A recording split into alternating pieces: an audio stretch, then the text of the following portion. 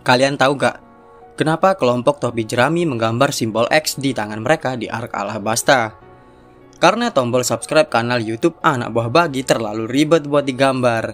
Maka dari itu, daripada digambar, mending dipencet aja tombol subscribe-nya untuk dapetin konten pembahasan seputar One Piece yang mantul di HP kalian.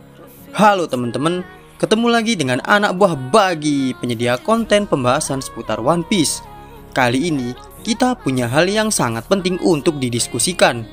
Hal ini berkaitan dengan hal yang tersaji di manga One Piece akhir-akhir ini, dan berkaitan erat dengan sebuah tokoh dengan nama Yamato. Jadi, topik diskusi kali ini bertujuan untuk menganalisa kemungkinan Yamato untuk bergabung menjadi anggota kelompok bajak laut topi jerami. Seringkali kita menjumpai diskusi tentang karakter ini nakama selanjutnya, karena bla bla bla bla bla bla. Hal ini tentu ada karena hype tersendiri yang menyertai karakter tersebut.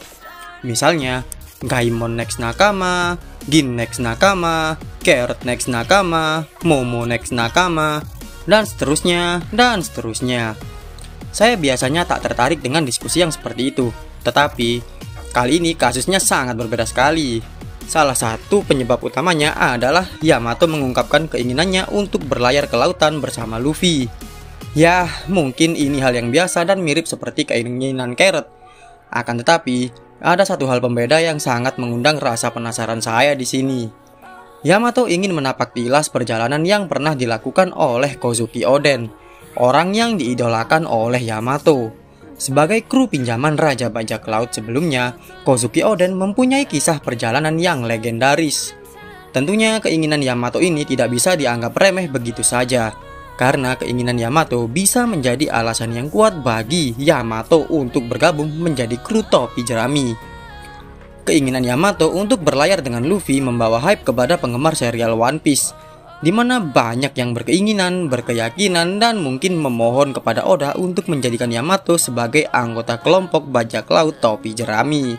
Tetapi, tidak sedikit juga penggemar yang pesimis akan hal ini, berdasarkan apa yang terjadi dengan Vivi di masa sebelum time skip. One Piece adalah serial di mana tekad yang diwariskan menjadi salah satu unsur yang menonjol dan sering ditampilkan di dalam alur cerita One Piece. Contoh yang paling jelas untuk hal ini adalah tekad yang dimiliki oleh Luffy yang secara tidak langsung diwarisinya dari Raja Bajak Laut sebelumnya, yaitu Goldie Roger. Meskipun Luffy dan Roger tidak pernah bertemu secara langsung, tidak bisa diragukan lagi bahwa Luffy mewarisi tekad yang dimiliki oleh Roger. Hal yang sama juga terdapat pada Yamato dan Kozuki Oden. Meskipun Yamato tidak pernah bertemu langsung dengan Kozuki Oden, tidak bisa diragukan lagi bahwa tekad Kozuki Oden telah diwarisi oleh Yamato. Tidak menutup kemungkinan persamaan ini tak hanya sekedar dari tekad yang diwariskan saja. Bagaimanapun juga, Luffy mempunyai beberapa faktor unik yang membuatnya terhubung dengan Roger secara tidak langsung. Saya pribadi menganggap bahwa hubungan tidak langsung antara Luffy dan Roger ini adalah hal yang sangat penting bagi kesuksesan Luffy meraih impiannya sebagai Raja Bajak Laut. Contoh yang paling jelas adalah hubungan guru dan murid yang dimiliki oleh Silvers Rayleigh dan Luffy. Tentu kita paham betul bahwa Rayleigh adalah sahabat Roger semenjak remaja dan menjadi wakil kapten bagi kelompok bajak laut Roger. Dilatih oleh tangan kanan Raja Bajak Laut adalah modal yang sangat penting bagi Luffy. Saking pentingnya, beberapa penggemar One Piece menganggap bahwa jurus terkuat Luffy selain plot armor adalah flashback tentang Rayleigh. Yang kedua adalah Franky. Kenapa harus Franky? Begini penjelasannya. Franky alias Cutty Flame adalah murid dari mendiang Tom, pembuat kapal Uro Jackson, kapal yang mengantarkan Roger mengarungi ganasnya lautan dan menjadi Raja Bajak Laut. Selain itu, Franky ternyata pernah bertemu dengan bajak laut Roger. Bahkan, Franky pernah ditawari untuk bergabung menjadi anggota kelompok bajak laut Roger oleh Kozuki Oden. Yang ketiga adalah Chopper, di mana Chopper adalah murid dari Dr. Kureha, orang yang sepertinya banyak mengetahui soal Roger, atau mungkin kenal dekat dengan Roger. Buktinya adalah Dr. Kureha, tokoh yang pertama kali menyebutkan nama asli Roger. Karena sebelum disebutkan oleh Dr. Kureha, Roger dikenal sebagai Gold Roger. Nah, sekarang Mari kita analisa paralelisme yang dimiliki Yamato dengan Kozuki Oden. Yamato diperkenalkan kepada kita sebagai putri Kaido yang mengaku-ngaku sebagai Kozuki Oden. Seperti yang kita ketahui, Kozuki Oden adalah tokoh penting yang membantu Roger untuk menemukan pulau terakhir Laugh-Tale dan menemukan One Piece. Sebagai penggemar Kozuki Oden, Yamato memiliki sifat, kepribadian, dan situasi yang hampir mirip dengan Oden. Keduanya sama-sama terjebak di Wano dan mengidamkan kebebasan untuk berpetualang. Ya, meskipun latar belakang keadaan mereka jauh berbeda sih, akan tetapi hingga saat ini sangat sulit untuk membayangkan di akhir arc Wano jika Yamato tidak bergabung menjadi kru topi jerami. Apalagi di chapter 985, Yamato disetting Kaido untuk dijadikan sebagai shogun negeri Wano, selagi si bapak pengen ngebarbar perang lawan pemerintah dunia. Tentunya, keinginan Bapak Naga ini sangat bertentangan dengan keinginan Yamato yang ingin berlayar mengelilingi dunia.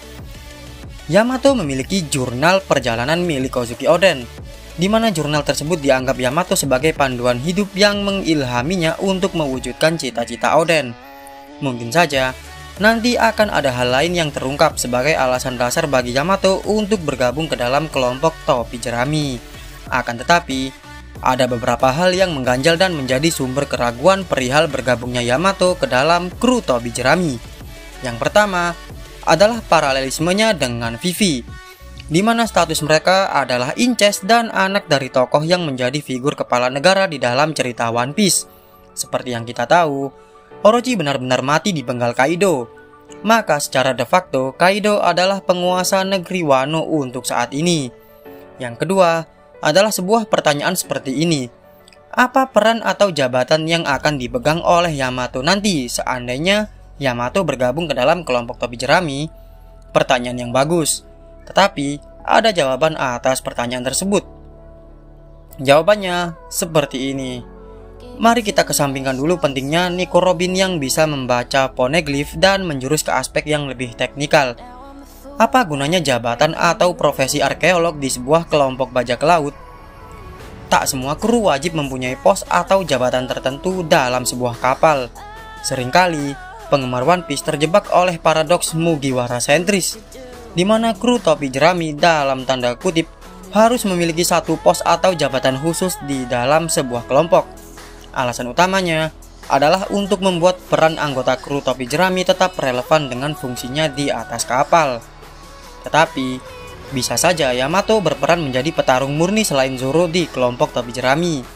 Karena kelompok bajak laut normalnya memiliki kekuatan militer berupa prajurit yang perannya khusus digunakan sebagai petarung.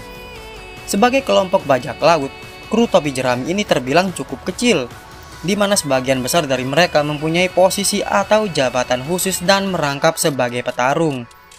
Selain pro dan kontra atas hal ini, ada juga argumen tentang Carrot yang dinilai jauh lebih pantas menjadi anggota topi jerami selanjutnya.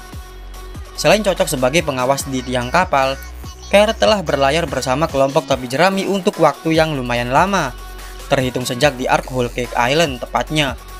Jika menyinggung tentang tekad yang diwariskan, Carrot juga bisa dianggap telah mewarisi tekad yang diwariskan oleh Pedro. Hal ini bisa mengundang perdebatan tentang siapa yang lebih pantas menjadi anggota kelompok topi jerami. Bisa ditebak dengan jelas argumen ini muncul dari pernyataan Luffy tentang 10 anggota kru yang ingin dimilikinya nanti. Akan tetapi, satu kata sering terlewatkan tentang pernyataan Luffy tersebut. Setidaknya. Jadi, tidak menutup kemungkinan jika nanti Carrot dan Yamato bergabung ke dalam kelompok topi jerami secara bersamaan. Arc Wano masih jauh dari kata berakhir. Apalagi perang Onigashima baru saja dimulai. Masih banyak hal yang bisa mempengaruhi kemungkinan Yamato sebagai anggota kelompok topi jerami yang selanjutnya. Akan tetapi, coba bayangin hal ini terlebih dahulu. Bagaimana jika nanti nama Luffy dan kelompok topi jerami dikenal lebih luas dan punya reputasi yang sangat menakutkan karena memiliki anak kaisar lautan sebagai anggota kelompok bajak lautnya. Apalagi saat ini Luffy telah memiliki mantan anggota Shichibukai sebagai anak buahnya. Keren bukan? Tekan tombol like-nya dong. Bagaimana menurutmu soal Yamato Next Nakama? Berikan jawaban dan pendapatmu di kolom komentar. Masih banyak konten One Piece yang mantul di sini. Silahkan klik salah satu video rekomendasi yang kalian suka. Subscribe dan nyalakan loncengnya untuk dapetin konten One Piece yang mantul seperti ini. Sampai ketemu lagi di video anak buah Bagi yang selanjutnya.